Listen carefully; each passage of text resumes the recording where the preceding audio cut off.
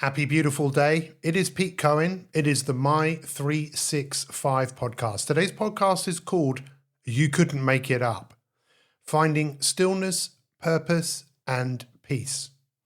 In this deeply personal episode, I sit down once again with Dr. Ray Sylvester, this time in my home, to reflect on a remarkable few weeks since our last conversation. We explore the power of stopping, stillness, discernment, contentment, health, grief, purpose, and what it really means to trust life as it unfolds.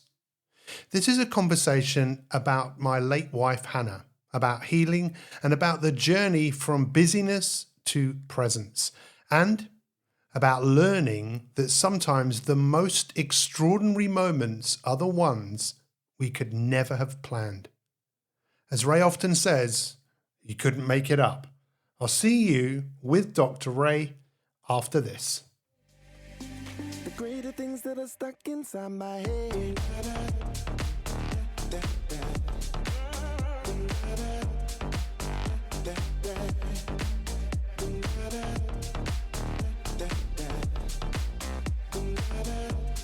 The greater things that are stuck inside my head. Here we are, Ray. Pete. We're in my home. Yeah, incredible. Modern life, you can be connected via digital means, as we have for many, many years, and then in a relatively short flight, I can be sitting in your home. Yeah, it's quite surreal. So the last podcast we recorded, I was sat here, I was looking at my computer right in front of me here, and we were celebrating Hannah's life because it was 3 years ago when we spoke last, just a few weeks ago, that Hannah passed away.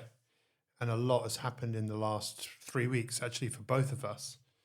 And I thought today, if people haven't listened to the podcast that we recorded last, that might be a good place to start, to set some context. But if not, that's fine. As my phone, I'll just make sure my phone is on Do Not Disturb. We actually just listened back to the podcast that we recorded. What did you take from listening back to it?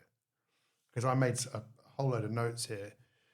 Well, it was a great time to reflect, reminiscence on a conversation that happened weeks ago that's still very relevant and has fed into us meeting here today.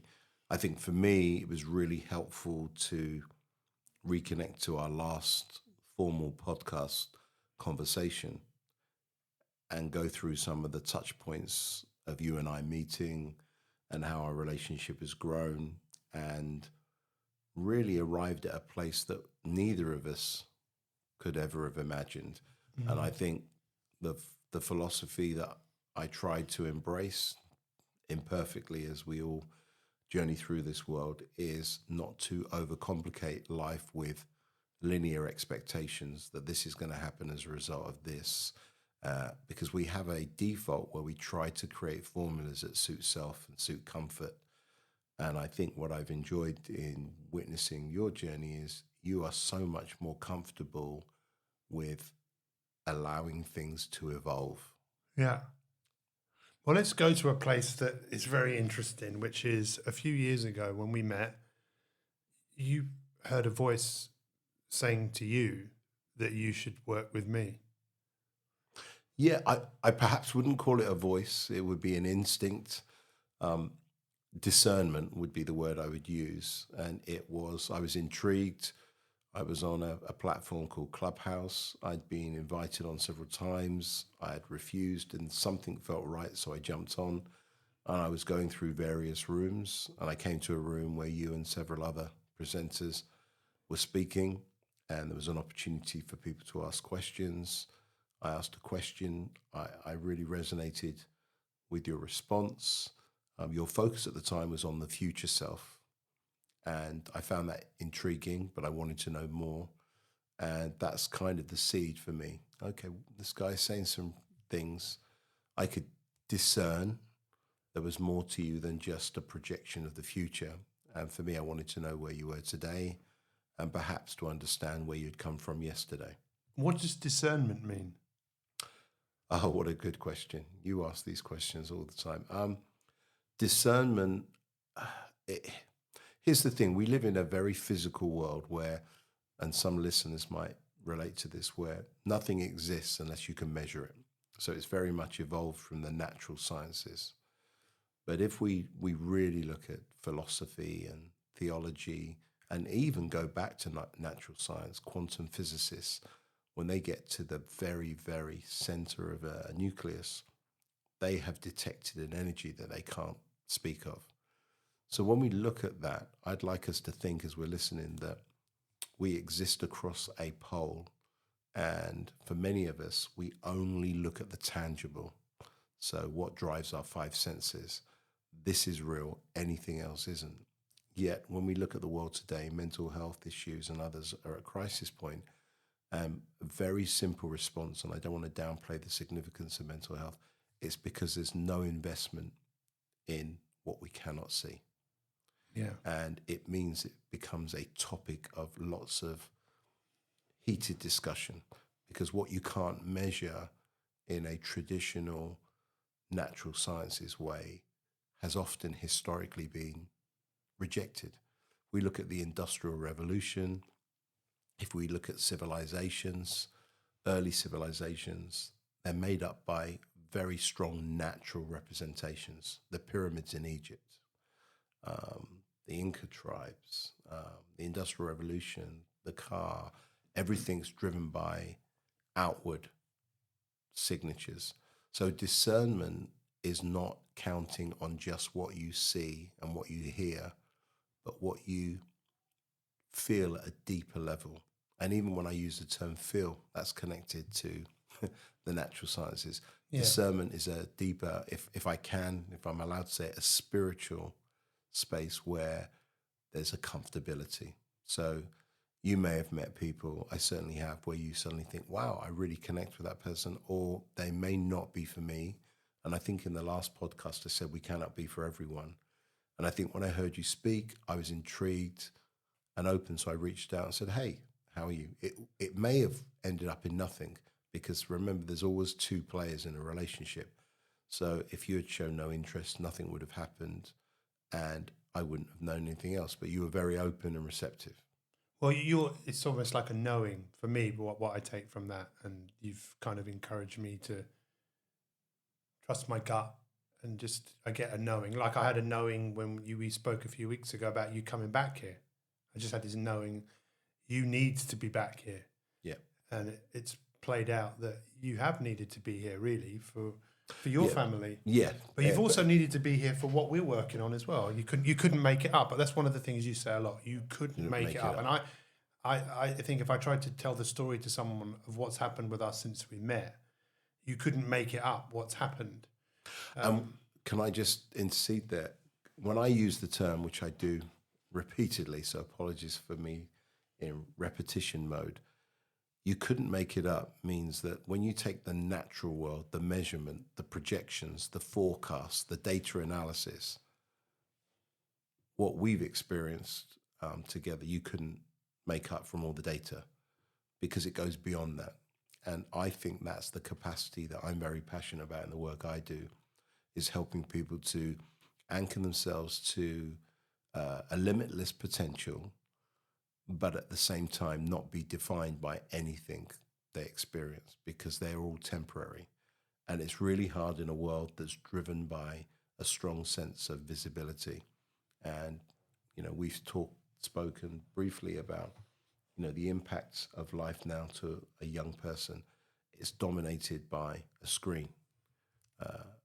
And that phone provides all their information, and it's seen information, it's heard information. So if you look at various platforms, which I won't mention on this podcast, but they exist, many people are stimulated by them. Some of the scariest data sets are coming through, where young people are spending 2/3 of their day in a 24-hour cycle engaged in visibility activities, much of which is social media. The other 8 should be sleep, but they're not really getting much sleep and consistent. And it's a real wellness challenge for the future, I believe, for young people, because they are overstimulated. Yeah. And, people used to live in houses without televisions. People lived in houses without screens. Um, Before television, people would sit around a piano and perhaps sing to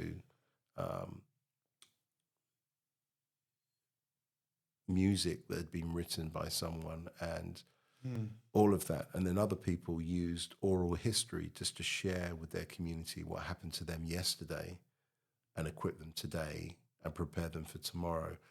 And that was a very intentional aspect. Oral history is an enormous aspect. What people tell you from a community of people that comes into your mind, your consciousness, but you don't have vivid pictures of it.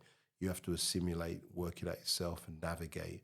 Now everything is overly measured, overly compartmentalized, and delivered to us in the most convenient parcels you could ever predict. I believe it's a strong statement. Something's being lost in that, in the convenience of those things. Something's being lost because you don't have to work on self to receive much of what's available today. Yeah, I mean, it's complex and it's very deep. And when you were saying that, what comes to mind for me is that if I'm constantly stimulated, I'll never really know myself. I'll never really know the knowing, the intuitive sense of, what to do. Yeah. Like, know thyself, be true. I don't know who it was. It's biblical when you say to be true unto yourself. Yeah. Knowledge of self has a biblical origin, but it's in many major world religions. What I would say, and philosophy, when you to thy own self be true. Yeah, when we talk about that space and we think about the words affiliate to that, contemplation, reflection. You talked about being overstimulated. What about stillness? If you can look at a small pond or a lake and you throw, I don't know if you ever did it, throw the stones that skim across the lake. We used to be entertained by that, Yeah. Someone might not be. But when you look at that, you can disrupt the stillness of a volume of water. What we're saying here as a parallel is that it's a bit like having a pool of water that never has a rest. So it's like a mill with a water. Still. It's never still. And that to me is a detriment. We need a balance between, stimulus, and we need to respond to the world around us, but we must have stillness. We must be able to pause. We must be able to stop. And for some people, their listeners said, they might say that's impossible. I would have thought it was impossible. And I think contentment is what I felt probably for the first time in my life. I don't think I've ever really, probably felt it as a baby and as a child, but you know my history. And it's interesting because you've spoken a lot about this, and we have in your newsletter around how your biography has affected your biology. Mm-hmm. I think about my biology was one of, I need to be in a hurry. I need to be busy being busy. And as we spoke about that in the last podcast, I've been able to do a lot of things to the outside world. You think, that's great, achievements, whatever, books. But ultimately, I kind of know that my busyness and my pace saved Hannah's life first time round. We were talking about that before. I told you I got a message from Dr. Lawrence Buckman, who was chair of the GP Association, when I had to find a doctor that would oversee the treatment for my wife, who was having pioneering treatment in America. I had to find someone in the UK that would oversee the treatment. I spoke to 50 doctors. They all said no. And I came across him through a friend, and he said, yeah, why not? Of course, I'm happy to oversee the treatment. He actually said, what's the worst thing that could happen? And he said, the worst thing that could happen is she dies. Best thing that happens is it prolongs her life. So, why not? But my relentlessness just has allowed me to make things happen. But I don't think I've ever felt content. And if I stop now and reflect on what's happened over the last 3 years, specifically actually the last 280 odd days, I've found a contentment I didn't even know that was there. And it's fascinating because I don't know if that's what I would call that's living. It's an aspect of living. I just wonder, is that the same for everyone? Is everyone looking for some form of contentment, as in just being comfortable, happy, joyful with what they actually have, what's happening in this moment? I don't know, but because I'm just so curious about what I was looking for, and now what am I looking for, and what's everyone else looking for? So there's a fascinating narrative you're developing here. I mentioned it earlier. We've all got a yesterday. You and I are here today talking, and there's a tomorrow. And as you articulate there, what are we looking for? What are people seeking? It's the increase in expectation of a tomorrow, sometimes in the form of trying to escape our yesterday or live up to the expectations people have of us from where we came from yesterday. That means that we miss today all the time. And today is nothing really more than staying in the moment. And our conscious mind in the moment has the most powerful resource, yet we defer to our experience of yesterday and our promise or our fear for tomorrow, and we never quite enjoy today. So I never did. It's taken me 55 years to get to that point. But I think that's a condition for all of us. You said something earlier. The clients and the work I do in various areas is always about the inextricable link between personal and professional identity.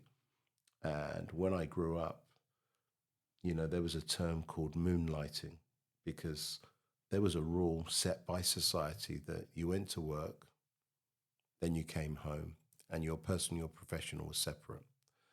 Well, the pandemic and technology has probably reinforced that those two are inseparable. They have units of independent integrity, but they cross over into each other. And what that means is that we all, to some extent, take our work home. Our personal gets infused with our professional narrative. It's just a human condition. So when you were speaking there, yesterday represents everything in your life personally, everything in your life professionally that you've experienced. And then what does it mean for you today? So in church life, there's a term predominantly from the States called PK, and it means pastor's kid. And it's a fascinating terminology because many people assert that people that are children of someone who's leading a church often have the biggest challenges. And people have written about it, people are trying to discern it. And what it really, for me, means is that as we all walk through life in an imperfect mode, society has projected that if someone's leading a church or someone has high respect, then they're somehow perfect, which was never the case. And who sees that more than anyone? The kids. Yeah. And when you see that imperfection, you're then forced to reconcile that in a performative way when your parents are out in social environments, visible. You have to play that game. So we start to force away authenticity, who we really are. So when I first met you, I said, Pete, who are you? I wasn't looking for perfection. I was just looking at, who are you, warts and all, personally and professionally?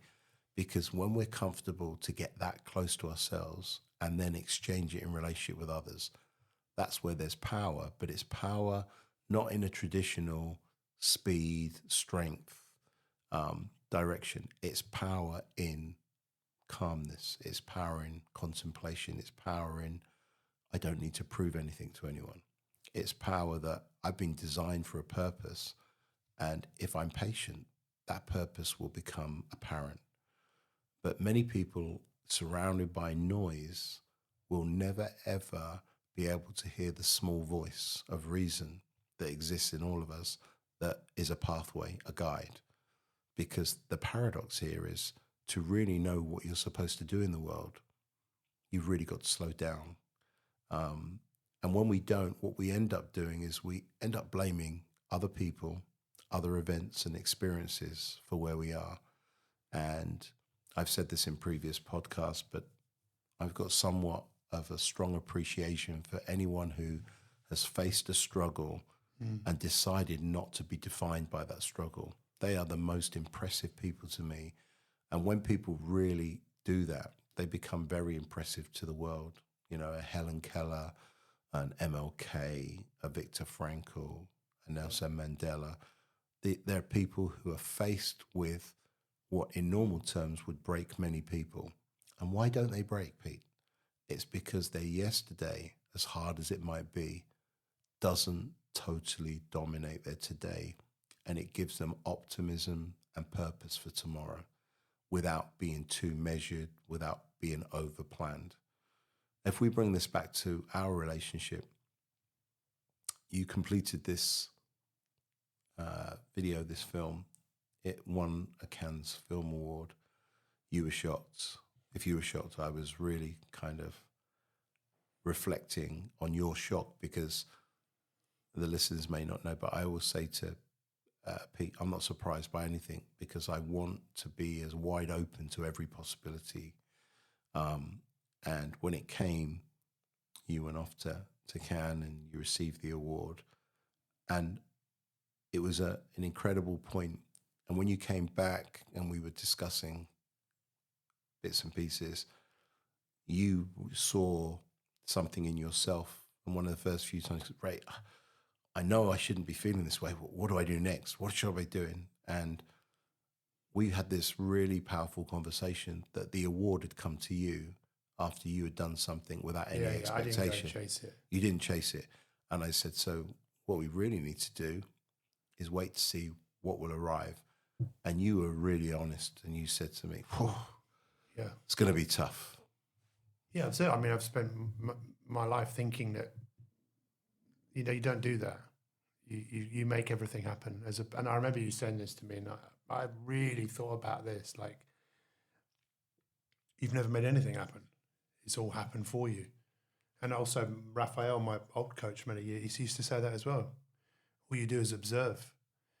And it's such a strange thing to consider that, you know, it's still, I think what I've got to the point is, don't need to make sense of it. Just need to allow it, because, like you said, you couldn't make it up what's happened. And the fact that you and I get to experience that together and live that, the fact that we can record and people might listen to this and take something from it. But, you know, you've come back to the UK. You're a professor in America, one of the top business schools. I've been to visit you 4 times. You've been here before in my house. You met Hannah a few months. It was, you know, a few months after that she passed away. And now you're here today. And, you know, I get a phone call from ITV this morning, you know, the television show, which I was on probably over 20 years ago. And they want me to go on there to be interviewed by my friend, Ben Shepherd, who is going to be hosting the premiere, the world premiere of this film on the 25th of June. You couldn't make that up. No. You couldn't make it up. But I know you knew this was going to happen, but I doubted it would. And that's one of the things you've talked about. It's not doubt, but it is. Actually, let's be honest here. It's doubt. But I've learned to doubt my doubt, which is maybe something we could talk about. And you're going to come with me next Tuesday. You're going to come and you'll see what goes on, and then the premiere happens. And we talked about this morning. It's like, well, what happens as a result of that? We don't know. I know I have a desire to share my story with the world, and I'm happy to see what happens as a result of that, rather than I need to know, because that needing to know is an energy for me that takes me out of the moment. And I don't really want to be out of the moment. I want to be in this moment as best as I can, and to celebrate Hannah's life as best as I can. But I wanted to ask you, because we touched on this in the last podcast about health. And because, again, it's so strange. Our backgrounds both of us, you're a few years older than me, just a couple, but your background was also in fitness, right? You were an aerobics instructor. I was an aerobics instructor, and I've worked in fitness for years. And now I feel like I'm moving back into that space, but with a different message, you know. And I'd like to get your perspective on stop to think from a health perspective. It's a big question. It's a big question. To qualify, I mentioned moonlighting earlier, and now, you know, a new generation will talk about side gigs, side hustles. So my side hustle, while I was involved in a sport, was to develop some skills related to anatomy and physiology because I graduated with a business degree. And I did that and discovered something odd. And discovery is important. I discovered I really liked it, perhaps even more than being good at the sport I was doing.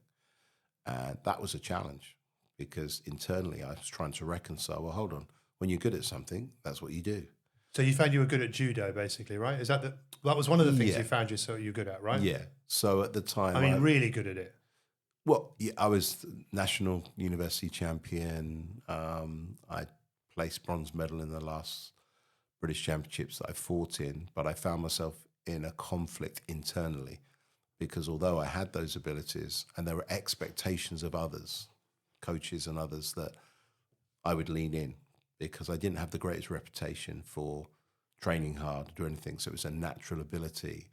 And I had this challenge. What do you do when the world tells you this is what you're good at? And when you measure it through competitions and tournaments, it's validated, but you don't love it. And there are many people in that community working in coaching today.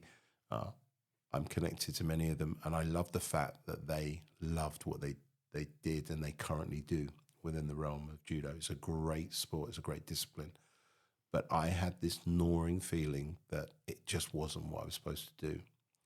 Then my dear mother confirmed it by sharing her discernment. I don't want to go too much into it, but she says something that was a challenge to me. And I did this course. And then I thought, after getting a bronze medal in the British Championships, I'll take a break. Coaches weren't too happy, but that break became a permanent break. Are you still on it? So I'm still on it today. So at 23, 24, I never fought again. I've gone back. I've coached my son, and I've loved coaching and work with people. But out of that fitness, someone in the fitness class who came along, and my first class, one person showed up. I thought, well, this is not very good. And I was still doing it with this mind that I was going to be continuing with the judo and seeing as far as I could go, but something didn't add up. And then after a while, more and more people came to the classes. I'd never done an aerobic class before. I wasn't really connected to the fitness scene. But before I knew it, I was involved in a cardiac rehabilitation program, helping people who had had heart attacks, MIs, bypass surgery. And I found myself in a caring capacity where I felt more comfortable with who I was. There was something there that wasn't present in other things that were slightly more performative. Now, I'm talking about my journey. Everyone has their own journey. That was what worked for me. Now, one of the ladies that turned up to my class asked me whether I would consider doing some personal training, aerobic classes, and some sports coordination at a college, local college. I'd already been doing some teaching at my local college where my girlfriend lived, who's now my wife, and I enjoyed that. So I've done some teaching in accounting and economics as a graduate of business degree.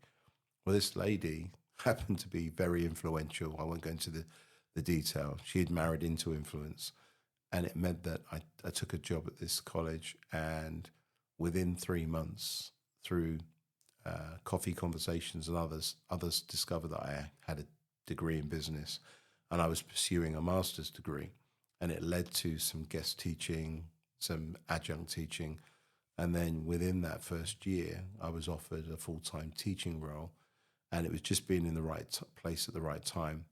And this gives me a great juncture to say how we converge. And you just said, I'm a few years older than you. Those few years, I was teaching at 23, and your equivalents and friends were doing ordinary degrees because you were the first generation Yeah. that was converting from HNDs and topping up to get an ordinary degree.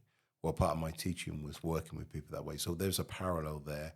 So we're going back to the early 90s when they call it the post-92 institutions, where colleges of higher education became colleges that had a university title. And in the UK now, an example, you might have Nottingham Trent University was formerly a polytechnic, and then you have the University of Nottingham. Now, to young people, they may not know the difference between them, but that was the evolution of that story. And I came into education at that time, and I was very much immersed in applied business, and it meant every application. So I used to teach a class called Health and Fitness Management, and it was talking about the modern local authorities and health clubs, and we covered things from the commercial side of memberships, and it's still a stat now, and you will know more than I about this. A large percentage of people, sometimes up to 40% of people, don't actually use their gym membership, but they subscribe. So some people found in the gym game, if you marketed and promoted well, you could get a good regular income, cash flow, and only 50 to 60% of people use the facility. It's quite a good business model. Yeah. A bit like going to McDonald's, but only 50% of people take their burgers away with them. So that's my foundation. Now back to your point, health and fitness was a term some time ago. We seem to have moved into health, but now wellness. But I remember a few years, and I'd bat this back to you, that we can be both. We can be healthy but unfit, or we can be fit but unhealthy. So what that says to me, which I just find absolutely fascinating, is the inner conflict that you might have had that made you move away from judo and kind of eventually walk into perhaps what your purpose in life is, which is to teach, or part of your purpose in your life.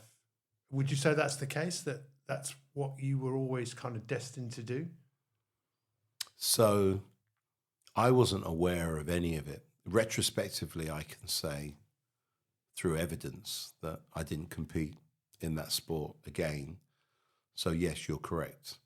In reality, I was transitioning from one thing to another, and the ability for me to cope, and again, I didn't know what I was doing, was just to not be overly defined by something and give myself a break.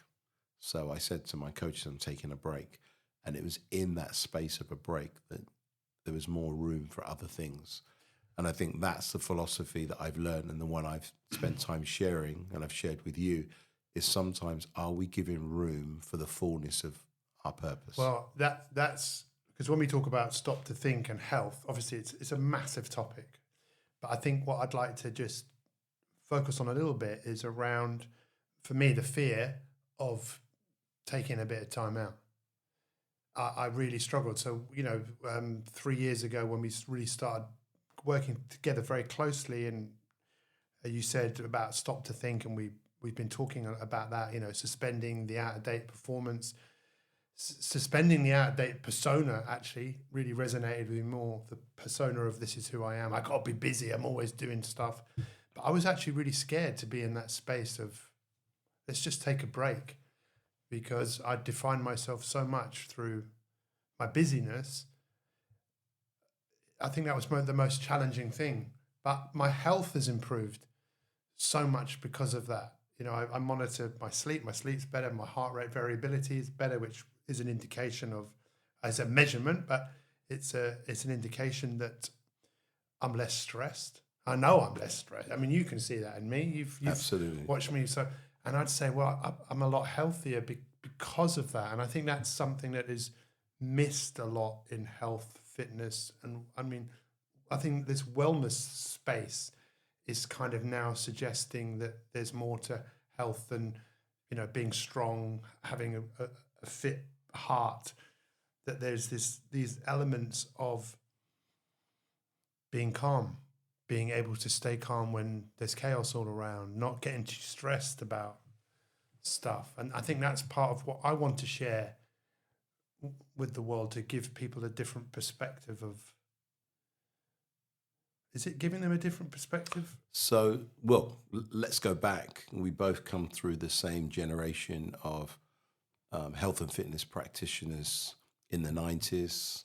I moved into teaching in the 90s.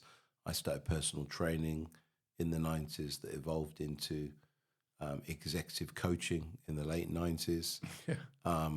But originally in this podcast, I talked about this pole of tangible and intangible. And tangible, arguably, let's call it the natural sciences, what can be seen, touched, our five senses, what can be measured. And then the other end is intangible. And when we look at the intangible elements, they are still tangible. We just can't see them. So an obvious one I've spoken about in my newsletters on LinkedIn are our happy hormones, those dopamine, oxytocin, serotonin, endorphins. So there is an adaptation. Equally, there's some research, I think I sent it to you a few days ago, the power of prayer. And I don't wish anyone listening to be triggered by the term prayer. Prayer, for those of you that may not be familiar with the term explicitly, or you might be uncomfortable with it, it's just a contemplative, meditative state. I'd like everyone to meet where we are. You know, my prayer life is based on my belief construct.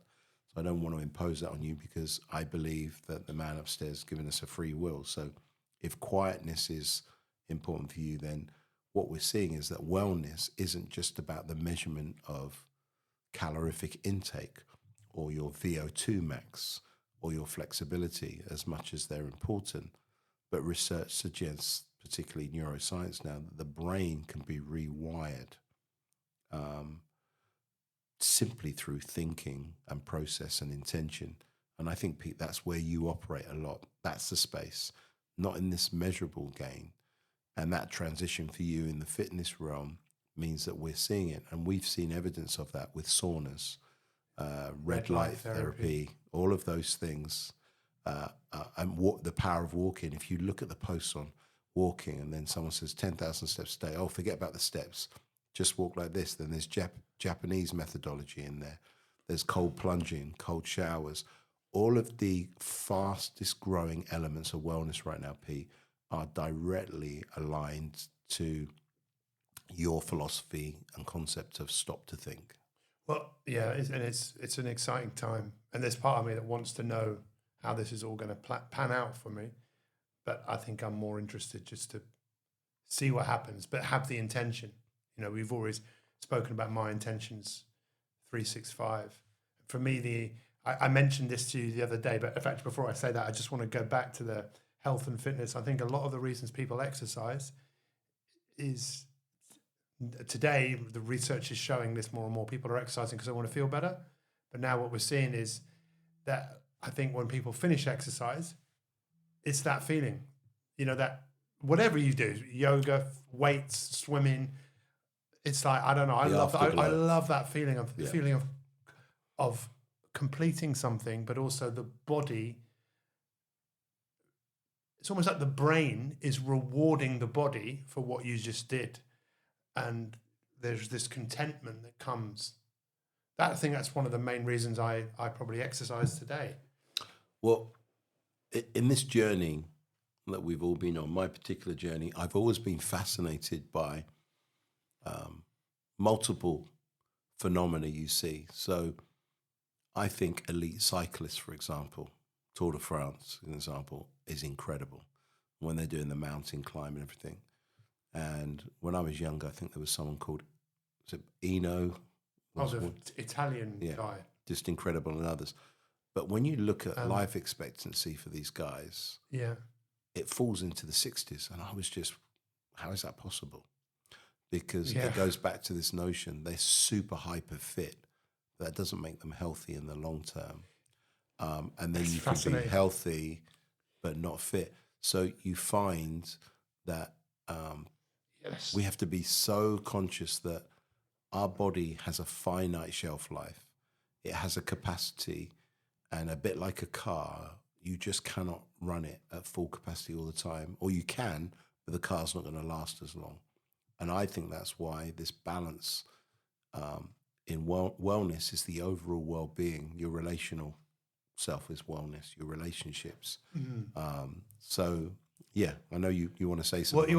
But I can see how passionate I am about this, which is just making me realise this is the field. Thank you, because it's making me. I want to work in this area. I remember someone saying once to me that the heart has a certain amount of beats for your whole life. So it would make sense to get your heart stronger, right?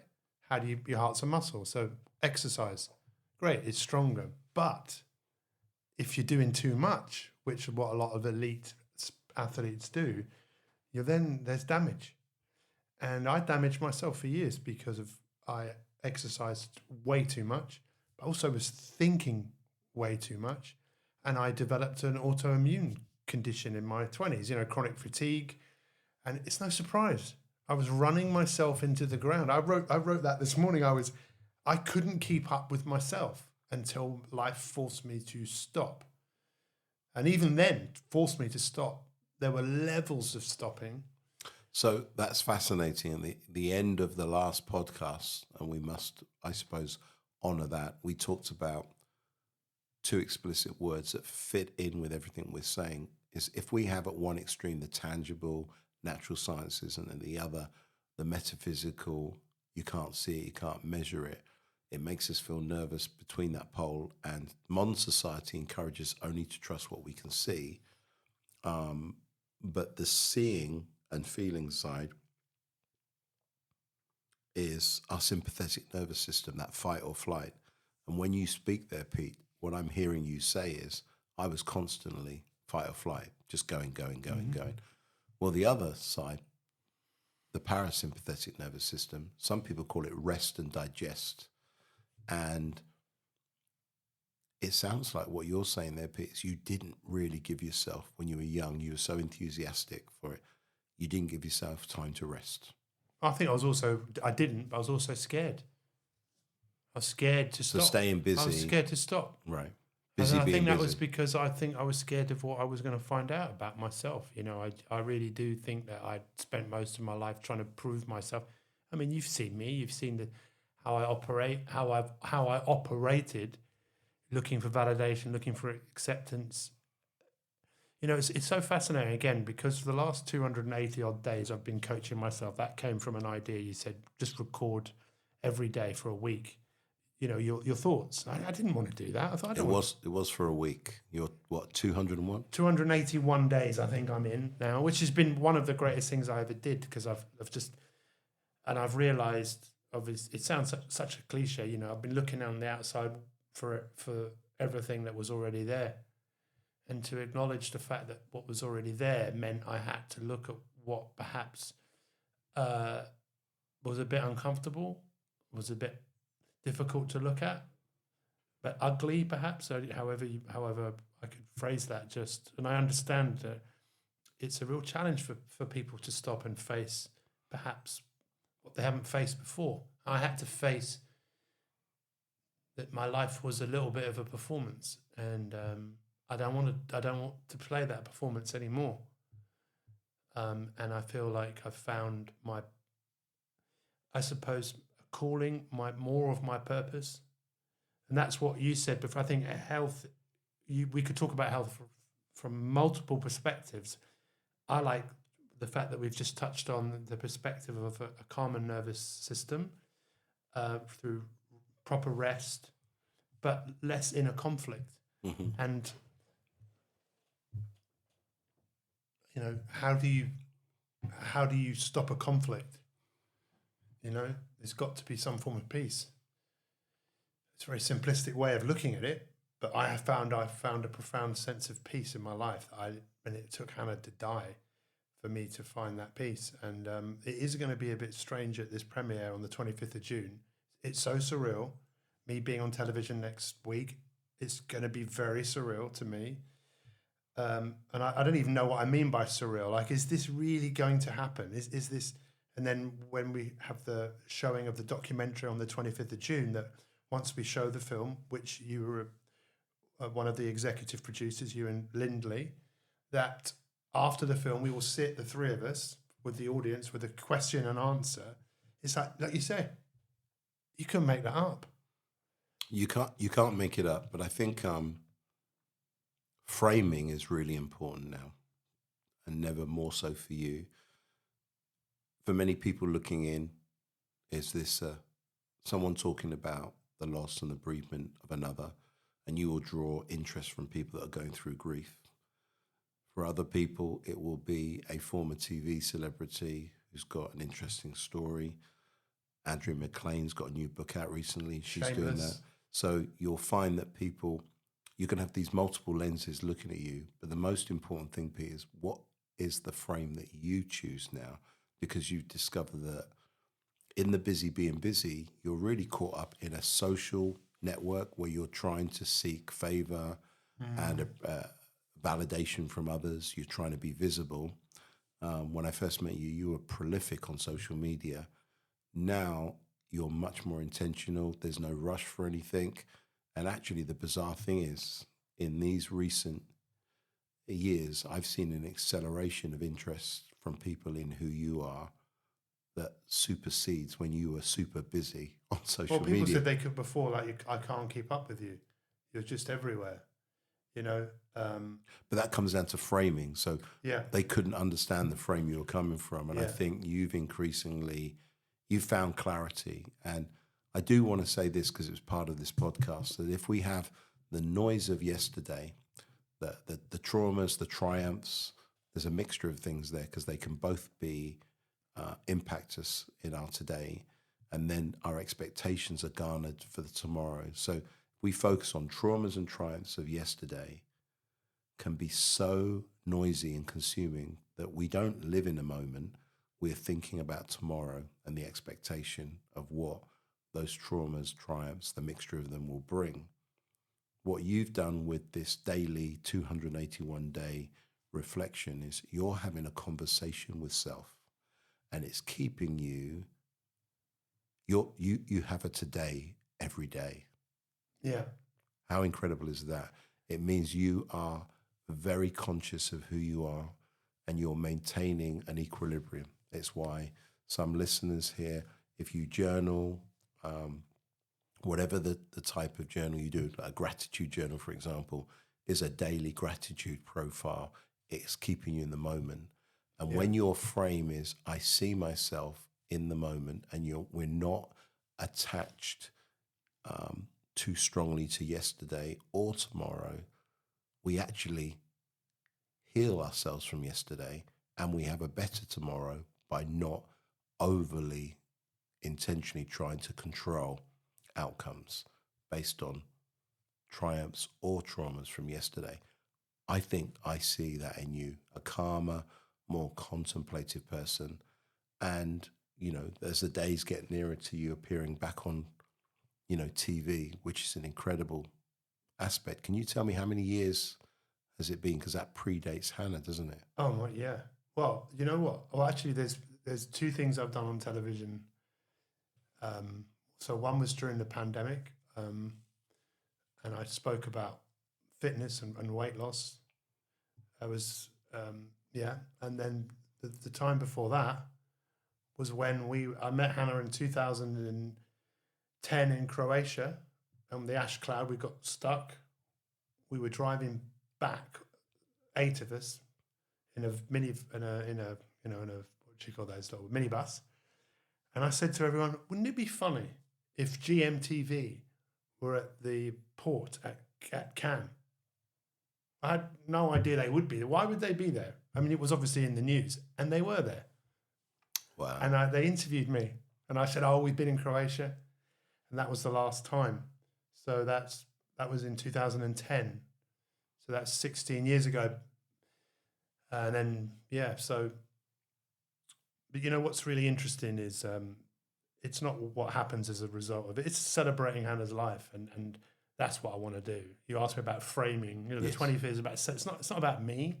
It's about celebrating who this person was and what a privilege it was for me. It was like my brother said when he was there for me with Hannah dying and my mum dying. It was a what was the words he used? It was a tragic privilege. It was a tragic privilege to be there for Hannah, a real privilege. And there isn't a day goes by, honestly, where I don't thank her for her life.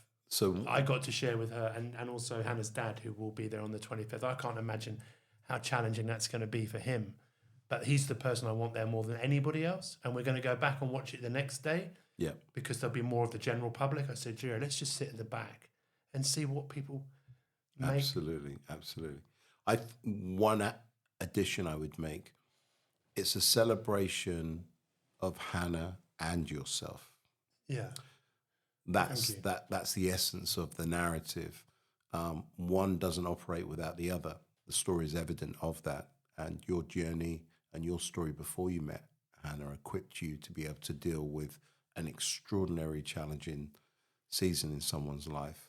And through that energy that you both created in union, she was able to have an extended time, get married. You guys, This be house, here, I wouldn't get be in this house. everything. So I would just say the celebration is both of you, and because you can't love anyone more than you love yourself, and that's one of the things we've talked a lot about. In your framing, you're discovering that you do have value, that there's nothing to be ashamed about, that very visible season in your life, 22 books, TV exposure, because they actually fed in perfectly. Because there's nothing wrong with anything, visibility, exposure. It's how you frame it. Yeah. You're not addicted to, I must be seen everywhere. What you're saying is, please let me use the gifts, the opportunities that I get in the best possible way to serve myself so I know who I am, but also, more importantly, serve others and get that balance. And I think that's when I see the story of you and Hannah, that's what it is. There's a reciprocation of love and support for each other. Well, this has been an absolute pleasure, and thank you for once again just marking another moment in time. And if this podcast has touched you in some way, shape, or form, please feel free to reach out to myself or Dr. Ray. I definitely would encourage you, if you don't know Dr. Ray, go follow him on LinkedIn. Check out the talent series of newsletters. What are you up to now? 19? 21. 21? Really, really, just something I would encourage everyone just to work through, especially around those three questions around who are you, who do you serve, how do you serve them.